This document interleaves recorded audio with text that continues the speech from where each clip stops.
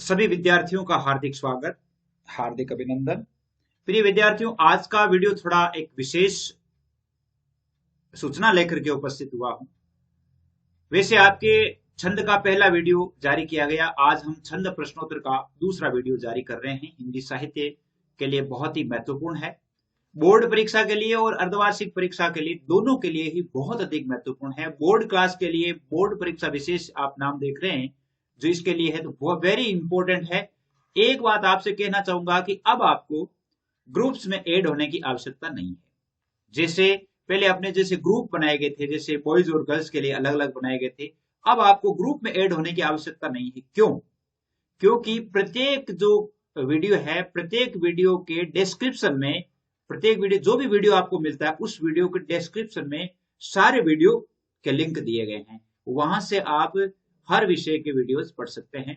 दूसरी बात, चैनल को आप सर्च करके पाठ लगाइए।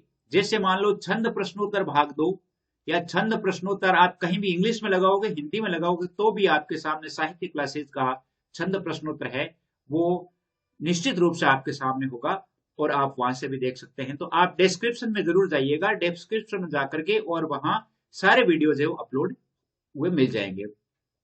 तीसरी बात आपकी रही सलाह मशविरा की।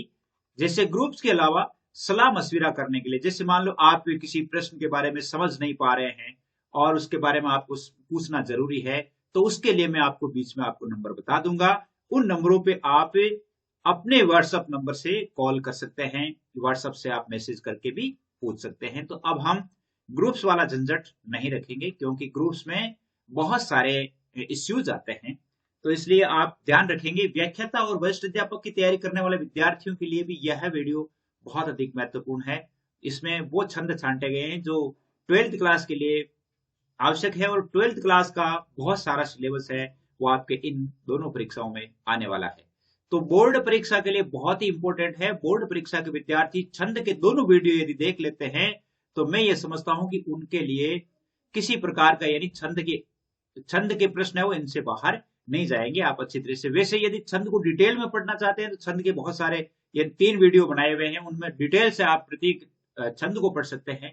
वहां से बहुत सारे उदाहरण आप देख सकते हैं। तो हिंदी साहित्य का संपूर्ण सिलेबस है वो आपको करवाया जाएगा। आप मेरे साथ बने रहें, और मैं आपको जो नंबर बता दूंगा आप मुझसे सलाह मशविरा कर सकते हैं। तो आइए चलते हैं आज के प्रश्नों की ओर और देखते हैं। देखिए आज के प्रश्नों को देखिए। ये प्रश्न रहे, पहला प्रश्न देखिए।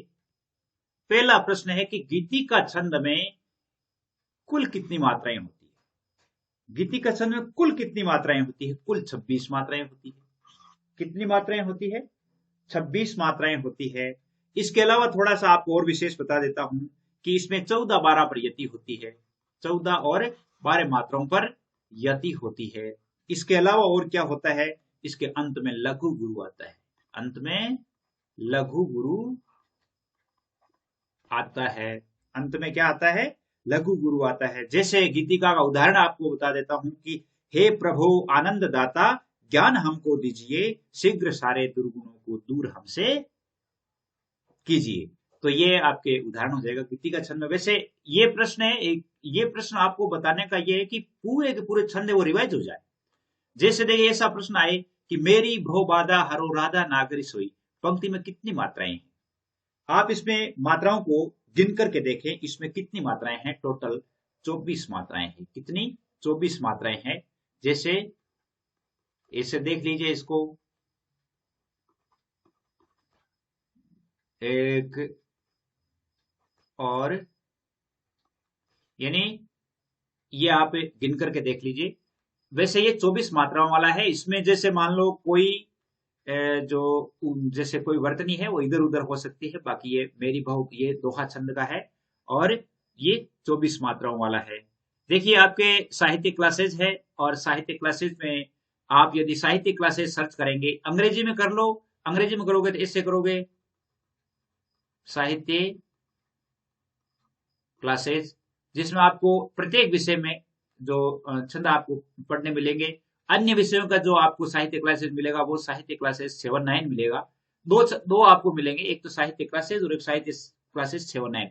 दोनों में ही अपने वीडियोज है वो अच्छी तरह से चल रहे हैं, तो आप वहां पर देख सकते हैं। साहित्य क्लासेस आगे देखिए, आगे आपको मैं नंबर बता दूंगा जिसमें आप सलाह मशविरा कर सकते हैं। मात्रिक छंद किसे कहते हैं? देखिए सीधी सी बात है कि जिन छंदों में मात्राओं की गणना की जाती है उन्हें मात्रिक छंद कहते हैं। एक नंबर का प्रश्न आ सकता है, उत्तर क्या लिखोगे? जिन छंदों में मात्राओं की गणना की जाती है, मात्राओं की गणना की जाती है उन्हें मात्रिक छंद कहा जाता है। मात्रिक छंद कहा जाता है। हरिगीति का छंद में कितनी मात्राओं पर यति होती है?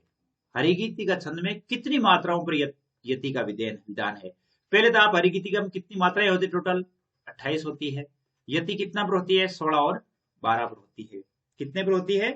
16 और 12 पर होती है। कुल 28 मात्राएं होती है और अंत में लघु गुरु होता है। अंत में लघु गुरु। गीतिका और हरिगीतिका दो मात्राओं को, यदि दो मात्राएं और होते ही हरिगीतिका हो जाता है। इसको हम ऐसे भी कर सकते हैं जैसे हरिगीतिका हरिगीतिका गीतिका, हरिगीतिका हरिगीतिका गीतिका, इनमें 16 मात्राएं हैं और हरिगीतिका गीतिका, और वो कितनी हो गई? 12 मात्राएं। इसको ऐसे भी याद रखा जा सकता है। अगला प्रश्न देखिए, सोरठा छंद की क्या परिभाषा है? सोरठा छंद की परिभाषा क्या है? सोरठा छंद की आप लिखेंगे कि यह एक अर्ध सम्मात्रिक छंद है। क्या लिखेंगे? यह एक अर्ध, बहुत अच्छी बातें हैं इसमें, इसे मैं अच्छी तरह से पकड़ू क्योंकि ये इंपॉर्टेंट है थोड़ा। यह अर्ध सम्मात्रिक छंद है जिसमें कुल 24 मात्राएं होती है, जिसमें कुल 24 मात्राएं होती है। 24 मात्राएं होती है। इसके विषम चरणों में 11, इसके विषम चरणों में 11 एवं सम चरणों में 13 मात्राएं होती है। 13 मात्राएं होती है। अब देखिए ये दोहा का उल्टा है। एक ये पूछा जा सकता है कि दोहा का उल्टा छंद कौन सा है? सोरठा है। सोरठा का उल्टा दोहा है। तो दोहा का ये उल्टा है। जैसे मान लो अगर हम इसका उदाहरण भी देखें तो उदाहरण में क्या देखेंगे कि बंदे गुरुपद कंज कृपा सिंधु नर रूप हरि। बंदे गुरुपद कंज कृपा सिंधु नरी नर रूप हरि, महामोह तुम कुंज जासु वचन दिनकर निकर। जासु वचन दिनकर निकर, तो ये इनका उदाहरण हो जाता है। अगला प्रश्न है कि किस गण में तीनों ही वर्ण लघु होते हैं? देखिए किस, अब अपन ने देखा पहले वाले में जैसे गण है, गणों का सूत्र क्या था? यमाता राजबान सलगा। यमाता राजबान सलगा। अब इनमें से देखिए कौन सा है जिसमें तीनों ही वर्ण, जैसे नय है ना, नय सैल है, तो इसमें नगण हो गया। नगण में तीनों ही, सबसे कम मात्राएं नगण में होती है और सबसे अधिक मात्राएं होती है वो मगण में होती है। मगण में सबसे ज्यादा मात्राएं होती है, नगण में सबसे कम मात्राएं। नगण में 3 मात्राएं होती है, मगण में 6 मात्राएं होती है। कितनी मात्राएं होती है? 6 मात्राएं होती है। तो तीनों ही वर्ण लघु होते हैं वो नगण होता है, तीनों ही वर्ण गुरु होते हैं वो मगण होता है। कौन सा होता है? वो मगण होता है। अगला प्रश्न देखिए, जिन छंदों में वर्णों की संख्या निश्चित होती है वे क्या कहलाते हैं? तो वर्णों की संख्या निश्चित होती है, वर्णिक छंद होते हैं। वो क्या होते हैं? वर्णिक छंद कहलाते हैं। और वर्णिक छंद के लिए आपको गण का ज्ञान आवश्यक है। गण के बारे में मैंने आपको बताया हुआ है, आप वहां से देख सकते हैं। किस गण में तीनों वर्ण गुरु होते हैं? अभी मैंने आपको बताया है, मातारा यानी मगण। क्या? मगण, जिसमें कितनी मात्राएं होती है? 6 मात्राएं होती है। माताराम देखिए 1 2 3, या 2 2 3 3 हो गई, तो 6 मात्राएं होती है, सबसे ज्यादा मात्राएं होती है।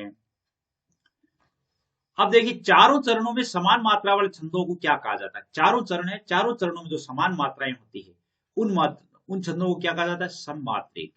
क्या कहा जाता है? सममात्रिक छंद। सममात्रिक कह दो चाहे मात्रिक सम छंद कह दो, मात्रिक सम छंद ऐसे भी कहा जा सकता है, ऐसे भी कहा जा सकता है, जिसमें सारी मात्राएं समान होती है। जैसे गीतिका है, हरिगीतिका है, और आपके जैसे दोहा है, चौपाई है, चौपाई, तो इनमें क्या होती है? सारी मात्राएं समान होती है। चौपाई में, गीतिका में, हरि गीतिका में, ये सब क्या होते हैं। तो अब आगे देखिए, अब आपको समय आ गया है कि आपको बता दें कि आप जैसे मान लो यदि सलाह मशविरा करना चाहते हैं तो उसके लिए मैं आपको नंबर बता दूं कि 9610208295। इन पर आप पूछ सकते हैं। जैसे मान लो कोई लेसन आपको नहीं मिला हो, जिसका लिंक नहीं मिला हो, कि मुझे इस पार्ट का लिंक नहीं मिला है, तो उस पार्ट का लिंक आप यहां से प्राप्त कर सकते हैं। इसके अलावा आपको अब ग्रुप में ऐड होने की जरूरत नहीं है, और आप यहाँ से लिंक के बारे में पूछ सकते हैं कि मुझे इस विषय का लिंक ये नहीं मिला है, ये पाठ नहीं मिले हैं, 1 2 3 4 सब कितने ही पाठ, तो आपको वो भेज दिए जाएंगे जब भी समय मिलेगा। अगला प्रश्न देखिए, किस छंद के विषम चरणों में 13 मात्राएं होती है। कौन सा छंद होता है जिसके 13 मात्राएं होती है विषम चरणों में। सम चरणों में 11 और विषम चरणों में 13, 11 दोहा छंद। कौन सा? दोहा छंद। और दोहा छंद में तो आपको आता ही है, यानी दोहा छंद तो जो है वो आप आराम से देख सकते हैं। दोहा छंद 13 मात्राएं होती है। तो जैसे मान लो अगला प्रश्न है कि संसार की समर स्थली में धीरता धारण करो, चलते हुए इष्ट पथ पर संकटों से मत डरो, पंक्ति में कौन सा छंद है? कौन सा छंद है? और ये छंद है आपके हरि गीतिका। कौन सा है? हरि गीतिका। तो आप हरि गीतिका अभी अपन ने पढ़ा है, जिसमें 28 मात्राएं होती है और अंत में लघु गुरु होता है। यानी लघु गुरु देखिए, लघु है और ऊपर आगे गुरु है, लघु है गुरु है। और इसमें आप देख सकते हैं इसमें 28 मात्राएं हैं, गिन करके देख सकते हैं, और आप उदाहरण भी इसका सीख सकते हैं। तो बहुत सारी बातें आपकी अच्छी तरह से है। अगला प्रश्न देखिए, द्रुत विलंबित छंद के प्रत्येक चरण में कितने वर्ण होते हैं? द्रुत विलंबित छंद होता है वो वर्णिक छंद होता है, और इसके प्रत्येक चरण में कितने वर्ण होते हैं? और इसके प्रत्येक छंद में 12 वर्ण होते हैं। कितने वर्ण होते हैं? 12 वर्ण होते हैं। अब 12 वर्ण कैसे होते हैं? 12 वर्ण जो होते हैं, जैसे एक नगण होता है, 2 भगण होते हैं, दो भगण होते हैं, और एक रगण होता है। जैसे नगण, भगण, भगण, रगण, यानी इस प्रकार होता है। और द्रुत विलंबित छंद को क्या, इसे भानुजी सुंदरी भी कहा जाता है। इसको क्या कहा जाता है? भानुजी सुंदरी भी कहा जाता है। भानुजी सुंदरी, भानुजी सुंदरी छंद भी कहा जाता है। किसको? द्रुत विलंबित छंद को भानुजी सुंदरी छंद भी कहा जाता है। अगला प्रश्न देखिए, बहुत ही इंपॉर्टेंट प्रश्न है कि सिंधु तरियो उनके बनरा तुम पे धनुरेख गई न तरी। यानी आपने केशवदास की रामचंद्रिका देखा होगा। रामचंद्रिका में जब रावण और अंगद के संवाद होता है, तो अंगद जो है वो रावण को उसकी औकात याद दिलाता है कि तुम जो घमंड कर रहे हो। तो उन्होंने कहा कि सिंधु तरियो उनके बनरा तुम पे धनुरेख गई न तरी, तुम पे धनुरेख गई न तरी। यानी उन्होंने तो मतलब समुद्र को पार कर लिया, और आपसे एक लक्ष्मण द्वारा खींची गई धनुष की रेखा पार नहीं हुई, और तुम अपने प्रताप को जानते नहीं हो। और भी बहुत बड़ा है इसमें। पहले अगला जो छंद है उसमें बताया हुआ है, छंद का जो विषय है। तो उसमें देखिए कौन सा छंद है इसमें? सवैया छंद है। कौन सा है? सवैया छंद है इसमें। अब सवैया छंद है, सवैया छंदों के वैसे तो 50 यानी प्रकार माने गए हैं, लेकिन 5-7 प्रकार ऐसे हैं जो मुख्य हैं, और वो सवैया छंद में बताया हुआ है पहले वाले वीडियो में। तो यहाँ ज्यादा बताने की जरूरत नहीं है। इसमें जैसे सवैया छंद में क्या होता है, 22 से लेकर के और 26 तक वर्ण होते हैं। सवैया छंद में कितने होते हैं? 22 से लेकर के 26 तक वर्ण होते हैं। और ये जो है मदिरा सवैया का छंद है। कौन सा है? मदिरा सवैया है ये, जिसमें 22 वर्ण होते हैं। क्या होते हैं? 22 वर्ण होते हैं, जिसमें 7 तो भगण होते हैं, 7 भगण होते हैं, और इसके अलावा एक गुरु होता है, एक गुरु होता है। देखिए गौइन तरी, ये ना, ये अंत में जो है वो गुरु मात्रा वाला होता है। आगे देखिए, उल्लाला छंद के विषम चरणों में कितनी मात्राएं होती है? उल्लाला छंद के विषम चरणों में कितनी मात्राएं होती है? यानी 15 मात्राएं होती है। कितनी होती है? विषम चरणों में 15 और सम चरणों में 13। कुल मात्राएं कितनी होती है? 28 मात्राएं होती है। उल्लाला छंद के जो है कुल मात्राएं कितनी होती है? 28 होती है। 15 13 पर यति होती है। कहां पे होती है? 15 और 13 पर यति होती है। तो जैसे मान लो उल्लाला छंद को यदि हम उदाहरण में देखें, हम खेले कूदे हर्ष युक्त जिसकी प्यारी गोद में, हे मातृभूमि तुझको निरख मग्न क्यों ना हो मोद में, इसका उदाहरण है। यानी हम खेले कूदे हर्ष युक्त जिसकी प्यारी गोद में, हे मातृभूमि तुझको निरख मग्न क्यों ना हो मोद में। तो ये आपके उलाला छंद का उदाहरण है जो आप लिख भी सकते हैं। हरिगीतिका और उल्लाला छंद में समानता क्या है? देखिए क्या समानता है। हरिगीतिका में 28 मात्राएं होती है, उल्लाला में 28 मात्राएं होती है। दोनों में ये समानता हुई कि नहीं हुई? दोनों में क्या समानता है? दोनों में 28 मात्राएं होती है। दोनों में 28 मात्राएं होती है। अब इसमें यति का विधान अलग है। उल्लाला में 15 13 का है और इसमें 16 12 का है। ये यति अलग तरह से होती है, बाकी इन दोनों में ये समानता है।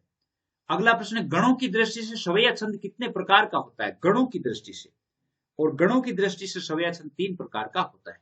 कितने प्रकार का होता है? 3 प्रकार का होता है। 3 प्रकार का कैसे होता है? एक तो बगण से बनता है, कुछ सवैये है जो बगण से बनते हैं, सगण से बनते हैं और जगण से बनते हैं। ये मुख्यतः यही गण काम में लिए जाते हैं, बगण सगण जगण, इनसे बनते हैं। तो इसलिए सवैया है वो गणों की दृष्टि से ज्यादातर 3 प्रकार के हैं। एक सवैया छंद है जिसमें रगण का प्रयोग होता है, बाकी सभी बगण सगण जगण से बनते हैं। मनहरण कवित्व में कितने वर्ण होते हैं? और मनहरण कवित्व में आपके कितने वर्ण होते हैं? 31 वर्ण होते हैं। कितने होते हैं? 31 वर्ण होते हैं। और 16 15 पर यति होती है। कितने पर? 16 15 पर यति होती है। इसमें सप्तकें लगती है, जैसे 8 8 8 और 7, इन वर्णों पे यतियां होती है। वैसे 16 15 पर होती है, लेकिन ये छोटी सप्तकियां भी है, मतलब 4, इनको 8 8 8 7, इन पर थोड़ा विश्राम भी होता है। रूप गणाक्षरी छंद के प्रत्येक चरण में कितने वर्ण होते हैं? रूप गणाक्षरी में आपके 32 छंद होते हैं, 32 वर्ण होते हैं। कितने वर्ण होते हैं?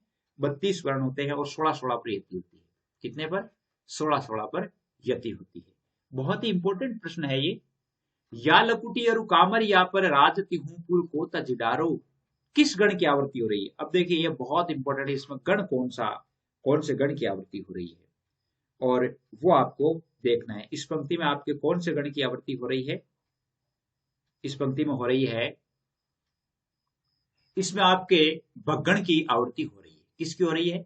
भगण की। देखिए भगण यानी भा न से, यानी बड़ी मात्रा दो छोटी मात्रा। देखिए इसमें ये बड़ी मात्रा है, ये दोनों छोटी है। इसके बाद यहां से आ जाइए, यहां से देखिए यहां तक बड़ी मात्रा है, दो छोटी है। इसके बाद यहां से आ जाइए, यहां तक बड़ी मात्रा है, छोटी मात्रा है। तो इसमें बगण की आवृत्ति हो रही है। ऐसा प्रश्न आ सकता है आपके, इसमें कौन से गण की आवृत्ति हो रही है? तो ये बगण की आवृत्ति हो रही है। छंद गणना के लिए लघु मात्राएं कितनी होती है? लघु मात्राएं कितनी होती है? लघु मात्राएं 4 होती है। कौन कौन सी? ए, ई, उ और री, ये 4 लघु मात्राएं होती है। बाकी 7 है वो क्या होती है? दीर्घ मात्राएं होती है। ये ध्यान रखेंगे। देखिए ऐसा प्रश्न आ सकता है कि मंद शब्द में कितनी मात्राएं हैं?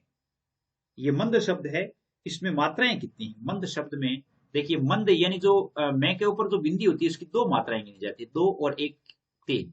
तो इसमें कुल कितनी मात्राएं हैं? 3 मात्राएं हैं। कितनी मात्राएं हैं? 3 मात्राएं हैं मंद शब्द में। इसी प्रकार जैसे शुक्ल शब्द में कितनी मात्राएं हैं? अब शुक्ल शब्द में ये ध्यान रखेंगे कि जैसे मान लो यहां पर जैसे एक आधा और एक पूरा अक्षर है, उससे पहले जो भी यदि वर्ण है तो उसकी मात्रा 2 मानी जाती है। तो इसमें भी 2 और 1 3 मात्राएं होगी। जैसे मान लो अपन माने पश्च मान लिया, तो इसमें भी कितनी मात्राएं हैं? 3 मात्राएं हैं। इसी प्रकार जैसे मान लो मित्र मान लिया, इसमें ते और रे दोनों आते हैं ना, इसलिए इसकी मात्रा भी 2 मानी जाती है। मित्र में जैसे मित्र शब्द है तो मित्र में कितनी मात्राएं हो जाती है? 3 मात्राएं हो जाती है। भ्रता शब्द है, जैसे भ्रता शब्द है, इसमें 2 और 1 3 हो गई। कितनी हो गई? 3 हो गई। लेकिन एक ध्यान रखना, जैसे मान लो कुम्हार शब्द है, कुम्हार शब्द में जैसे इसकी मात्रा 1 है, इसकी 2 है, इसकी 1 है, यानी इसमें कुल कुम्हार शब्द में 4 मात्राएं, इसकी 2 नहीं मानी जाती। क्यों? यहां भी ऐसा बात तो वही है, जैसे मान लो ये दो, एक आधा अक्षर है, एक पूरा है इसमें, लेकिन इसकी मात्रा है वो एक ही मानी जाती है। जैसे कुमार है, कन्हैया है, जैसे ये कन्हैया शब्द है, इनमें क्या होता है, ये इसकी एक ही मानी जाती है। अगला प्रश्न है कि मंदाक्रांता छंद में कितने वर्ण होते हैं? और मंदाक्रांता छंद में आपके 17 वर्ण होते हैं। कितने होते हैं? 17 वर्ण होते हैं। 17 वर्ण में आपके देखिए, एक मगण होता है, एक बगण होता है, एक नगण होता है, दो तगण होते हैं। क्या होते हैं? दो तगण होते हैं प्लस दो गुरु होते हैं। ये मंदाक्रांता छंद की विशेषता है। अगर आप यानी डिटेल में पढ़ना चाहते हैं तो वहां से आप पढ़ सकते हैं। ब्रज भाषा में रचित काव्य का लोकप्रिय छंद कौन सा है? ब्रज भाषा में रचित लोकप्रिय छंद है वो सवैया छंद है। कौन सा है? सवैया छंद है। सवैया छंद में जैसे मान लो आपके आ गया कि सवैया छंद का उदाहरण दीजिए। सवैया छंद में आप कोई भी, जैसे एक तो तुलसीदास की कवितावली का कोई छंद उतार लिया आपने, रसखान की के जो कवि थे उनमें से कोई भी छंद, जैसे दूरी भरे अति शोभित श्याम जुतैसी बनी शिर सुंदर चोटी, खेलत खात फिरे अंगना पग पेंजन बाजत पीरी कछोटी, वा छवि को रसखान बिलोकत भारत काम कला निज कोटी, काग के भागे बड़े सजनी हरि हाथ सुंदे गयो माखन रोटी। तो ये इसका ब्रज भाषा में छंद है, ये सवैया ही है। इसी प्रकार तुलसी का भी ले सकते हैं। सुनि सुंदर बेन सुधारस सान सयानी जानकी जाने भली, तुर छे करे नैन दर्शन तिन्ह समझाए कछु मुस्का चली। ये सब इसके किसके हैं? कवित हैं, सवैया हैं। दंडक छंदों की गणना किन छंदों में की जाती है? और दंडक छंदों की गणना है वो समवर्णिक छंदों में की जाती है। किसमें की जाती है? समवर्णिक छंदों में की जाती है। समवर्णिक छंदों में की जाती है। साधारण दंडक और मुक्तक दंडक। मुक्तक दंडक छंद का सबसे प्रसिद्ध नाम क्या है? और मुक्तक दंडक का सबसे प्रसिद्ध नाम है कवित। क्या नाम है? कवित। रूप गणाक्षरी छंद में कुल कितने वर्ण होते हैं? रूप गणाक्षरी में 32 वर्ण होते हैं। कितने होते हैं? रूप गणाक्षरी में 32 वर्ण होते हैं। एक देव गणाक्षरी होता है जिसमें 33 वर्ण होते हैं। मनहरण कवित में 31 वर्ण होते हैं। तो आगे देखिए, अंतिम प्रश्न है ये, और अंतिम प्रश्न में देखिए, अंतिम प्रश्न है कि रोला छंद के प्रत्येक चरण में कितनी मात्राएं होती है? रोला छंद के प्रत्येक चरण में 24 मात्राएं होती है। कितनी मात्राएं होती है? 24 मात्राएं होती है, और 11-13 पर यति होती है। कितने पर? 11-13 पर यति होती है। और इसके चरणांत में प्राय 2 गुरु रखे जाते हैं। चरणांत में, चरण मतलब चरण का अंत, चरणांत में प्राय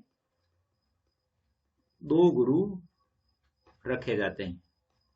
वैसे ये कोई अनिवार्य नहीं है, लेकिन प्राय क्या होता है, 2 गुरु रखे जाते हैं। तो ये था आपका आज का छंद और अंतिम, यूं कह सकते हैं। तो एक बार और फिर से बता देता हूं कि सलाह मशविरा के लिए आप 9610208295 इसमें आप सलाह मशविरा कर सकते हैं। कोई जैसे मान लो आपको प्राप्त नहीं होता है तो आप निश्चित रूप से मंगवा सकते हैं। और आज के लिए बस इतना ही। जय हिंद, जय भारत।